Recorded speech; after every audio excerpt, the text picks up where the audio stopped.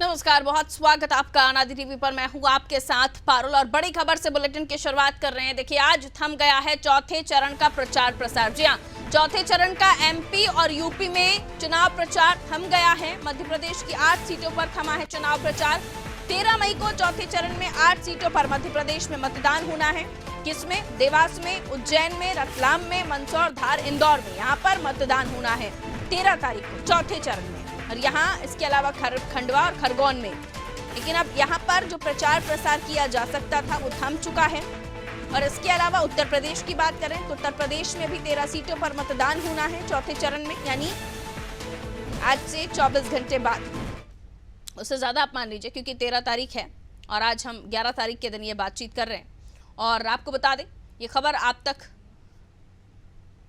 बता दें कि चौथे चरण में उत्तर प्रदेश की 13 सीटों पर मतदान होना है, जिनमें शाजापुर है, लखीमपुर खीरी है, धौरहरा है, सीतापुर है, मिश्रिक है, उन्नाव है, Etawah, Farrukhabad, Kannauj, Kanpur. Kannauj high profile hot seat. और इसके अलावा नजर सीतापुर पर भी है, लखीमपुर खीरी पर भी है और धौरहरा पर भी है।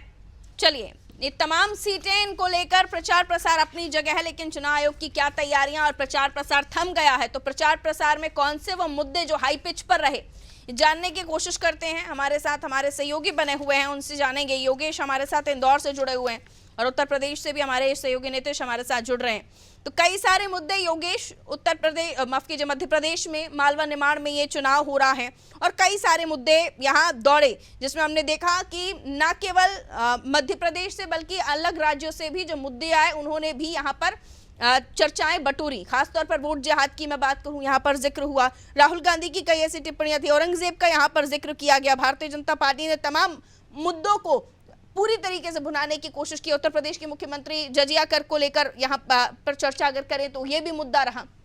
कई सारे ऐसे मुद्दे जो चौथे चरण में आए, लेकिन इनका जनता के जहन पर क्या असर रहा? चुनाव प्रचार थम गया है, अब कोई हॉट मुद्दा तो नहीं उठेगा। जो मुद्दे हैं इन्हीं पर ही आगे चुनावी लड़ाई देखी जाएगी। लेकिन जनता के मन में क्या क्या टटोला आपने?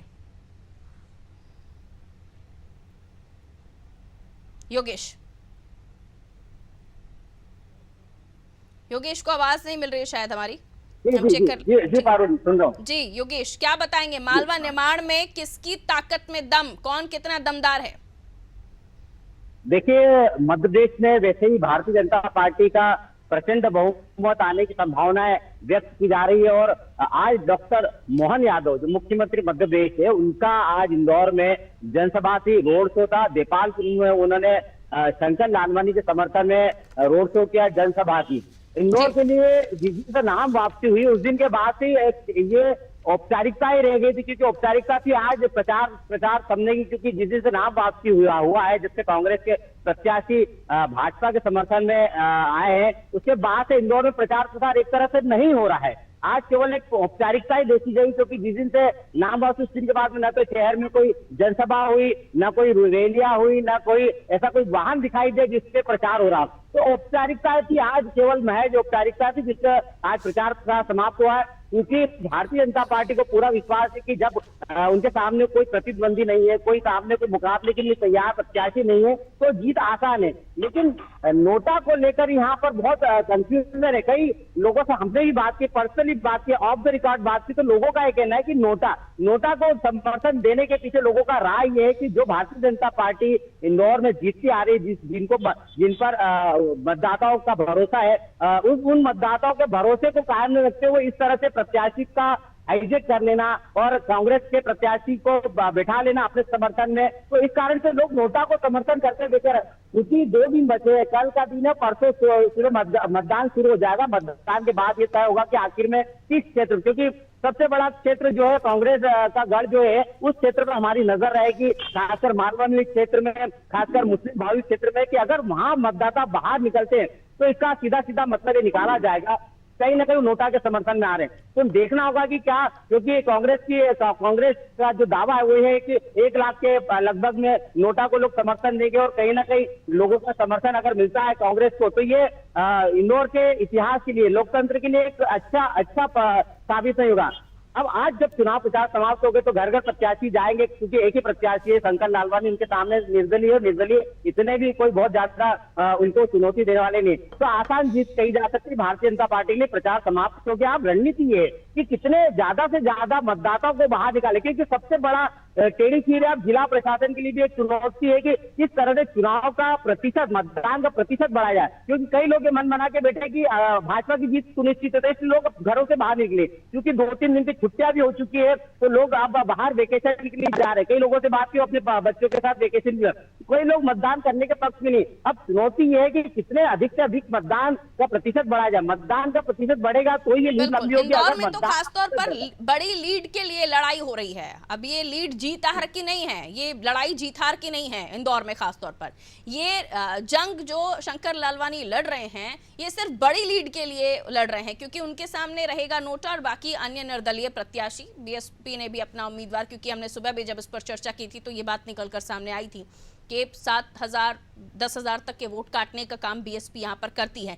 लेकिन बाकी सीटों पर अगर नजर डालें, जो आसपास की पड़ोसी सीट है इंदौर की, जिनमें इस चरण में हम देखेंगे चुनाव हो रहा है, खंडवा है, उज्जैन है, देवास है। उज्जैन में पूरी ताकत झोंक चुके हैं मुख्यमंत्री। हम देखें धार, नारी शक्ति महिला यहाँ से उम्मीदवार हैं, अनीता जी रतलाम से उम्मीदवार हैं, और महिलाओं को लेकर भी खूब सारे ऐसे मुद्दे भुनाने की कोशिश की गई। खासतौर पर बयानों की हम बात करें, उनका कितना असर देखा जाएगा, क्योंकि ये चुनाव राष्ट्रीय मुद्दों पर होता है, देश के मुद्दों पर होता है। तो मूलभूत सुविधाओं को लेकर या लोग तो वोट नहीं करेंगे, उनके जहन में रोजगार होगा, उनके जहन में राम मंदिर का मुद्दा होगा, उनके जहन में वो बयानात होंगे। अभी हाल ही में पाकिस्तान का भी जिक्र कर दिया, बम की बात हो गई। तो ये मुद्दे क्या मालवा निमाड़ में उतना फैक्टर रखते हैं? देखिए पारुल, मालवा निमाड़ की बात करें तो कुछ दिन पहले ही प्रधानमंत्री नरेंद्र मोदी ने निमाड़ के जो प्रत्याशी उनके समर्थन में जनसभा की थी, और कहीं ना कहीं प्रधानमंत्री का जो ये निमाड़ क्षेत्र में आना ये दिखाता है कहीं ना कहीं वहां पर भारतीय जनता पार्टी को चुनौती है, यानी चुनौती तभी वह जनसभा हुई। तो आज मुख्यमंत्री जब रोड शो के लिए निकले तो उन्होंने एक बात कही कि घमंडिया गठबंधन को करारी हार मिलने वाली। उन्होंने एक अपना शब्द कहा कि घमंडिया गठबंधन को करारी हार मिलने। तो मुख्यमंत्री भी आज जनसभा जब की, जब उन्होंने सीधे सीधे कांग्रेस को घेरा, और कहीं ना कहीं वो जीतू पटवारी जी बिल्कुल, ये परीक्षा जीतू पटवारी की भी है, और परीक्षा से पहले ही कहते हैं ना कि आप परीक्षा पेपर देने जाते हैं और तभी आपको समझ में आता है कि भाई ना हो पाएगा। तो ये वाली स्थिति फिलहाल कांग्रेस और जीतू पटवारी के पास है, क्योंकि उनके उम्मीदवार ही नहीं है, तो चुनाव लड़ने से पहले ही भाई ना हो पाएगा वाली सिचुएशन है। मैं लौटूंगी आपके पास। उत्तर प्रदेश चल रहे हैं, नीतीश हमारे साथ बने हुए हैं। 13 मई को यहाँ की 13 सीटें जिस पर मतदान होना है, जाहिर सी बात है तमाम सीटें जिन पर नजर है, लेकिन hot seat, high profile seat Teni की है, साक्षी महाराज की है, खुद अखिलेश यादव मैदान में है, इन सब पर नजर है। और उसके अलावा सुब्रत पाठक, जिनके लिए कहा जा रहा था कि अंदर खाने थोड़ी नाराजगी है जिसकी वजह से सुब्रत पाठक परेशान हो सकते हैं। ओवरऑल मुद्दे कई सारे रहे, लेकिन आज प्रचार प्रसार का एंड हो चुका है चौथे चरण के लिए।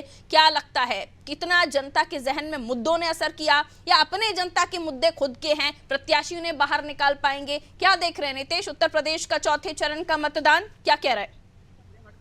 जी बिल्कुल पारुल, हम आपको बताना चाहें कि 13 सीटों पर चुनाव प्रचार तो अब थम चुका है उत्तर प्रदेश की, लेकिन इन सबके बीच में अनादि टीवी ने लगातार तमाम लोकसभा क्षेत्रों में न्यूज कवर की है और लोगों से उनकी राय जानी है, लोगों से बात की है। तो वैसे तो इस चुनाव में जो राष्ट्रीय मुद्दे होते हैं वो ज्यादा प्रभावी रहते हैं, लेकिन इस बार जनता के अंदर एक अलग चीज पारुल जी देखने को मिली है कि कहीं ना कहीं लोगों में जो राजनीतिक दलों के द्वारा प्रत्याशी उतारे गए उनके प्रति नाराजगी जरूर है, लेकिन उनकी ये नाराजगी उस प्रत्याशी से जरूर है, लेकिन वो उस राजनीतिक दल का समर्थन करते हुए नजर आए।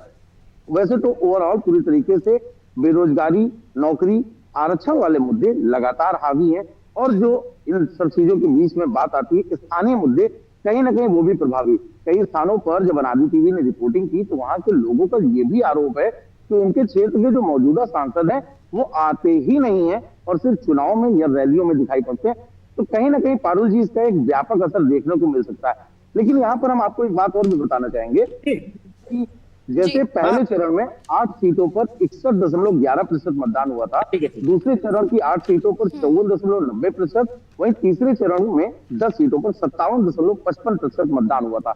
ये तीनों मतदान के आंकड़े उस समय है जब मौसम में तल्खियां थी, मौसम बहुत ज्यादा तल्ख था, लेकिन अगर बात करें तो उत्तर प्रदेश में अब मौसम में कुछ बदलाव देखा जा रहा है। जो बहुत ज्यादा तापमान था वो कहीं ना कहीं कम हुआ, लेकिन इसके ठीक विपरीत जो सियासी तापमान है वो चढ़ता जा रहा है। एक अच्छे मतदान प्रतिशत की उम्मीद इस बार की जा सकती है, क्योंकि जब मौसम में बदलाव है ये कहीं ना कहीं फायदेमंद साबित हो सकता है। जी वाकई जो देश में अब आपको एक अच्छा नागरिक साबित करना चाहते हैं वो ज़रूर मतदान करेंगे, जाहिर है। और जो अपने लिए अपना सांसद चुनना चाहते हैं, अपने पसंद की सरकार चुनना चाहते हैं, वो ज़रूर मतदान करेंगे। लेकिन बीच में आ रही हैं छुट्टियां नीतीश, वोट परसेंट बार बार डाउन हो रहा है और ऊपर से उत्तर प्रदेश की गर्मी। हालांकि कहा जा रहा है आंधी तूफान बारिश होगी, अगर ये भी हुआ तो भी लोग जो ट्रैवल करके आते हैं, क्योंकि यूपी बड़ा स्टेट है, अलग अलग जगहों पर जब हम पूर्वांचल की बात कर रहे हैं तो खासतौर पर किसान आ जाते हैं यहाँ, जो आसपास के पोलिंग बूथों तक। मुझे लगता है जागरूकता किसानों में ज़्यादा है शहरी मतदाताओं की बनस्पत। लेकिन चूंकि छुट्टियां भी हैं, जो शहरी मतदाता है वो इन छुट्टियों को लेकर उनका पहले से ही प्लानिंग होती है, जो जागरूक हैं वो रुकेंगे। तो ये भी चीज़ें हैं जो इस बार चुनावी मत प्रतिशत को इफेक्ट कर सकती हैं। लेकिन चुनाव आयोग के प्रयास, दलों के क्या प्रयास जमीनी स्तर पर देखें, अगर मतदान प्रतिशत बढ़ाने की बात करें तो नीतीश स्पष्ट कर दें कि राजनीतिक दल अपने लिए वोट मांग रहे हैं, मतदान प्रतिशत को बढ़ाने के लिए संभवतः खुलकर कोई बात नहीं कर रहा। लेकिन प्रशंसा करनी होगी इस बार निर्वाचन आयोग की। निर्वाचन आयोग ने जमीनी स्तर पर जिस तरीके से मतदान प्रतिशत को बढ़ाने का लिए तमाम जागरूकता अभियान चलाए, उसमें तमाम जागरूकता अभियान कहीं ना कहीं सार्थक होते दिखाई पड़ रहे हैं। अभी हाल ही में हम आपको बता दें कि एक तस्वीर विशेष आई है, जो तस्वीर यूपी की राजधानी लखनऊ का निकटवर्ती जनपद है बाराबंकी। वहां पर एक व्यक्ति है अभय चांदवासिया, जो पिछले 4 वर्षों से एक विशेष गंभीर बीमारी से जूझ रहे थे। उनकी ये इच्छा थी कि वो मतदान करें। पारुल जी, यहाँ पर इस बात को बताने का आशय सिर्फ ये कि जहां पर स्वस्थ लोकतंत्र के लिए लोग तमाम बातें करते हैं, सांसद के ऊपर आरोप लगाते हैं, अपने नेता के ऊपर आरोप लगाते हैं, लेकिन जब हमारी बारी आती है लोकतंत्र में सहभागिता की, तो हम कहीं ना कहीं छुट्टियां मना रहे होते हैं, परिवार के साथ घूमने जाते हैं। जबकि हमें ये चाहिए कि हम अपने परिवार को, अपने बच्चे को, अपने आने वाली पीढ़ी को, उनके एक अच्छे भविष्य के लिए उनको जानकारी दें। जब हम मतदान करने जाएंगे तभी उनको कहीं ना कहीं बल मिलेगा। अभय चांदवासिया की मैं बात कर रहा हूं। अभय चांदवासिया लगातार मोटर न्यूरॉन सिंड्रोम से ग्रसित है, उनकी बीमारी थी, लेकिन उनकी मतदान करने की अलग ऐसी थी कि उन्होंने बाकायदे प्रशासन से संपर्क किया। बिल्कुल, और ऐसी कई खूबसूरत तस्वीरें हमने देखी हैं जो उदाहरण हैं, जो बताती हैं कि इस लोकतंत्र को और स्वस्थ रखने के लिए और मजबूत बनाने के लिए लोग दिल से प्रयास करते हैं। कई ऐसे दिव्यांगजन हैं, वो भी तमाम बाधाओं को पार करते हुए पोलिंग बूथों तक पहुंचते हैं, एक स्वस्थ लोकतंत्र होने का उदाहरण देते हैं। लेकिन उसके अलावा कई ऐसे लोग हैं जिन्हें इंटरेस्ट नहीं है, जिन्हें मतलब ही नहीं है, वो अपनी छुट्टियां बिता रहे हैं, और उन्हें फिर जब कोई समस्या हो ना तो उनको हक भी नहीं है कि वो समस्या के समय पर अपनी बात रखें या सरकारों को कोसें। तो ऐसे लोगों से मैं विनती करती हूं कि अगर आप सोच रहे हैं कि आप वोटकास्ट नहीं करेंगे तो आपके लिए बेहतरीन है, आप अपनी छुट्टियां बिता रहे हैं, तो आप गलत हैं इस जगह पर। आपको देश के इस महापर्व में, इस महा उत्सव में आहुति देना बेहद आवश्यक है, क्योंकि एक एक मत बहुत कीमती होता है। बहुत बहुत शुक्रिया नीतीश जानकारी के लिए। तो देखिए, चुनाव आयोग की अपनी तैयारियां हैं। कल का दिन शेष संडे का दिन है, लेकिन मंडे को इलेक्शन है, 13 तारीख को मत पड़ेंगे। सुबह से ही पोलिंग बूथों पर आप लोगों को जाना है और एक अच्छा नागरिक, एक अच्छे लोकतंत्र, स्वस्थ लोकतंत्र होने का आपको उदाहरण पेश करना है। क्योंकि जब चुनाव की बात आती है, और अभी हम देख रहे हैं कि 3 चरणों में लगातार वोट प्रतिशत कम आया है, कोई उत्साह दिखाई नहीं दे रहा है। इसमें गर्मी भी हो सकती है, इसमें आपका छुट्टियां, वैकेशन पर जाना भी हो सकता है, लेकिन तमाम चीज़ों को एक तरफ रख के आपको वोट कास्ट करना है और एक अच्छे नागरिक का कर्तव्य निभाने के साथ साथ लोकतंत्र को, देश के लोकतंत्र को मजबूत रखना है। हमारा देश लोकतांत्रिक देश है और इसके लिए वो दुनिया में भी जाना जाता है।